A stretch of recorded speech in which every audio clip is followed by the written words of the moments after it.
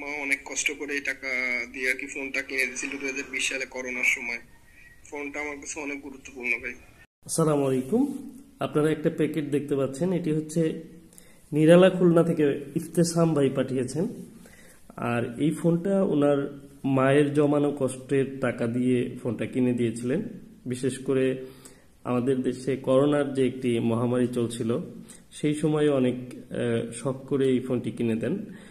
আর এই ফোনটি 8GB 256GB ভ্যারিয়েন্টের একটি পোকো X2 ফোন। ফোনটি অন রয়েছে, দেখুন টাচ কাজ করছে না, সমস্যাটি এখানেই। আর এই পোকো X2 এই মডেলের কিন্তু একটি কমন প্রবলেম, ফোনটি হঠাৎ করে টাচে কাজ করে না বা সিম পাচ্ছে না, এবং কি অনেক সময় দেখা যায় যে ফোনটির সাউন্ডে প্রবলেম হচ্ছে। এই সমস্যাগুলো কিন্তু এই পোকো X2 ফোনটিতে হয়। তো দেখুন, একটি অন থাকা ফোন টাচে কাজ করছে না, এই সমস্যার জন্য কাজ করতে গিয়ে অনেক সময় কিন্তু ডেড হওয়ার চান্স থাকে। তো আমি অসংখ্য ফোনের কাজ করেছি পোকো X2 ফোনে, এবং কি আলহামদুলিল্লাহ কোনো ফোন ডেড হয়নি। খুব রিসেন্টলি কয়েকদিন আগে হুট করে একটি ফোন আমি সিপিইউ রিবোলিং করার পর ফোনটি আর অন হচ্ছে না। তো এই বিষয়টি আসলে আপনাদের সাথে হয়তো ভিডিও করা হয়নি বলে শেয়ার করা হয়নি, তো আজকের এই ভিডিওতে শেয়ার করছি। তো পোকো X2 ফোন ভাই অনেক দূর থেকে এসেছিলেন, তো আসার পর ওনার সামনে আমি ফোনটি খুব সুন্দরভাবে সিপিইউ রিবোলিং করি, এবং কি রিবোলিংয়ের পর ফোনটি আর অন হচ্ছে না।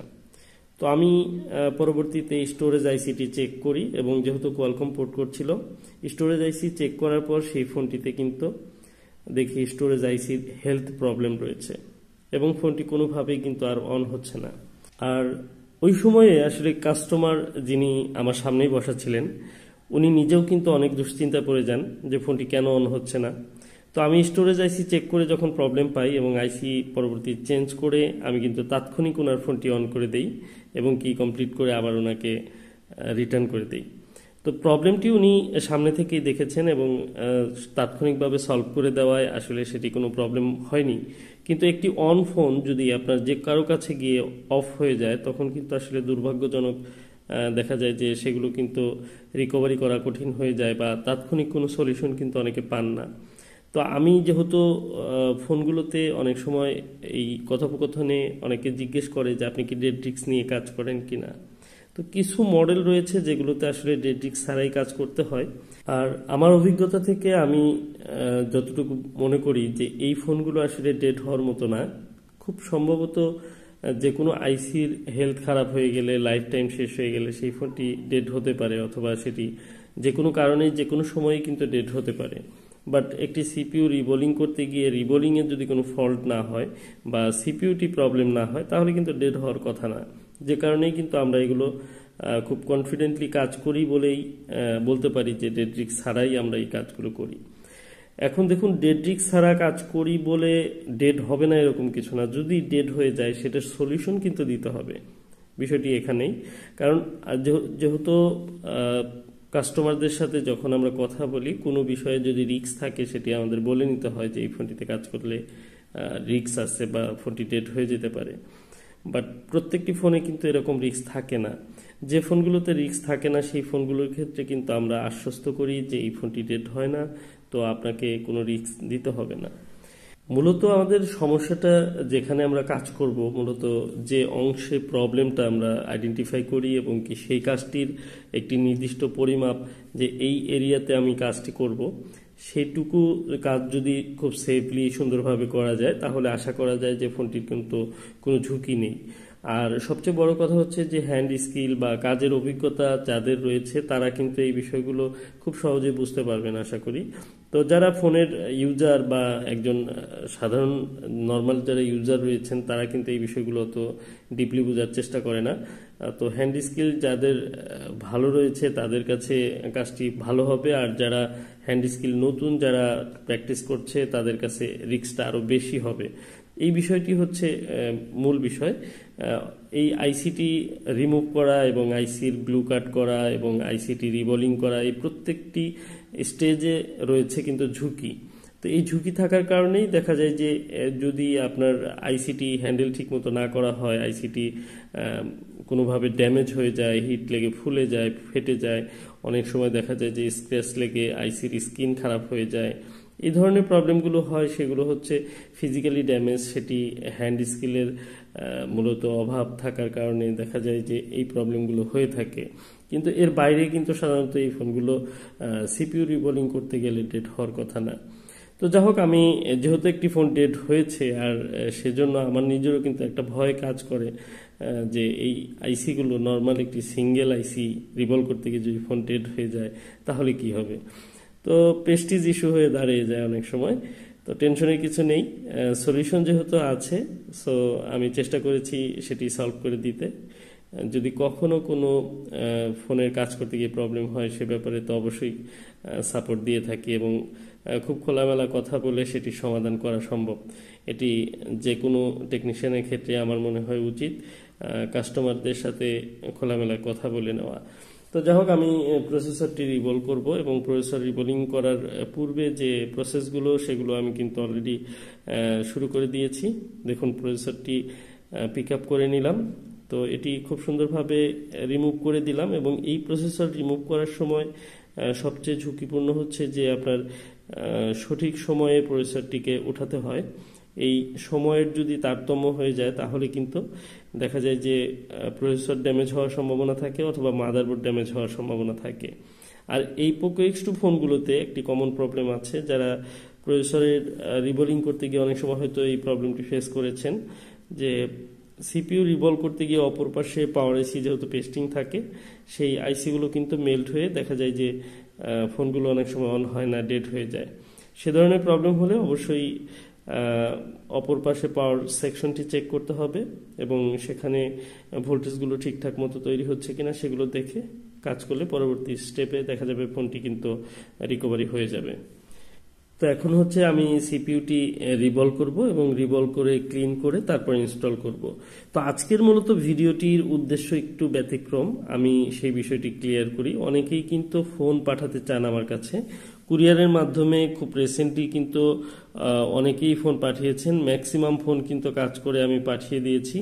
তো এরপরেও অনেকে নতুন করে ফোন পাঠানোর জন্য কিন্তু অনেকেই মেসেজ করছেন। তো আমি আসলে কিছুদিন কোনো কাজ নিতে পারবো না, যেহেতু আমি একটি ব্যক্তিগত ব্যস্ততার কারণে আমার সার্ভিসটি অফ রাখবো। সেটি হতে পারে 15 থেকে 20 দিন বা 1 মাসের মতো হতে পারে, সেটি বন্ধ থাকবে।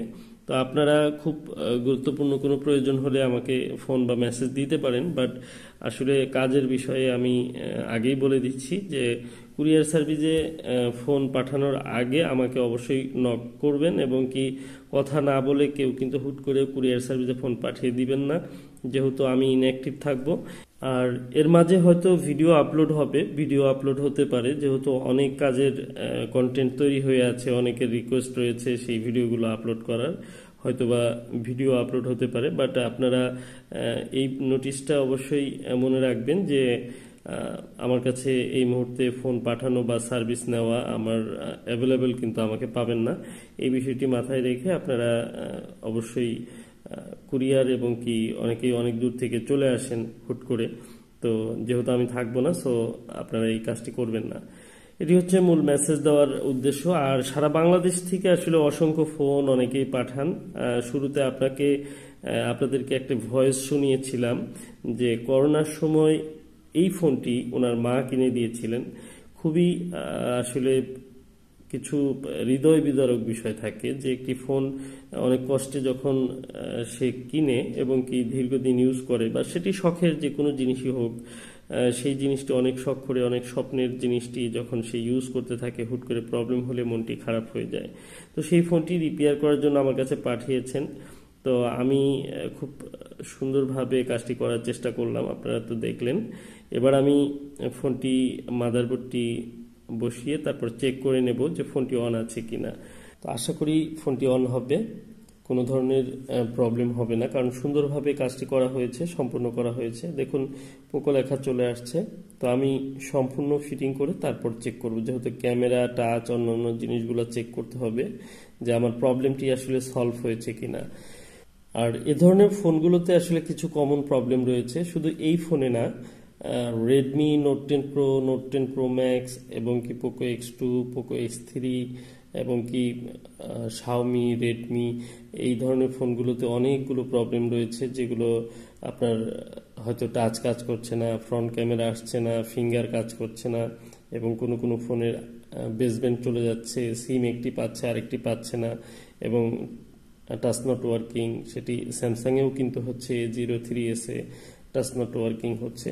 এই কাজগুলো, এই প্রবলেমগুলো আসলে খুব কমন হয়ে গেছে এখন বর্তমানে। এই প্রবলেমগুলো সম্পর্কে সবাই জানে। তো আলহামদুলিল্লাহ আমাদের দেশে অনেক টেকনিশিয়ানও এখন এই কাজগুলো কিন্তু খুব সুন্দরভাবে করতে পারে।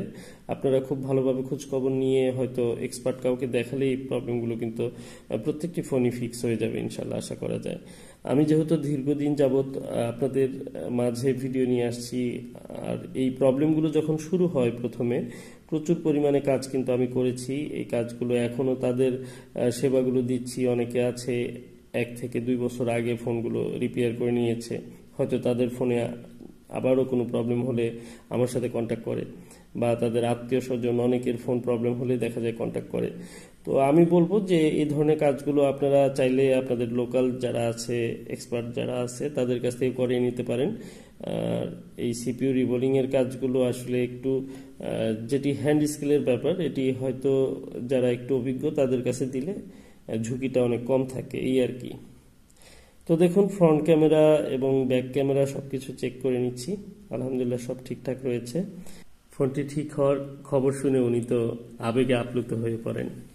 অসংখ্য অসংখ্য ধন্যবাদ ভাই, অসংখ্য কিভাবে শুকরিয়া আদায় করবো আমি বলতে পারতেছি না। অসংখ্য অসংখ্য ধন্যবাদ, অসংখ্য ধন্যবাদ ভাই। মানে আমার মানে কি বলবো, মানে আপনাকে আমি আর মানে ধন্যবাদ জানানোর ভাষা খুঁজে পাচ্ছি না। অসংখ্য ধন্যবাদ ভাই, কৃতজ্ঞ।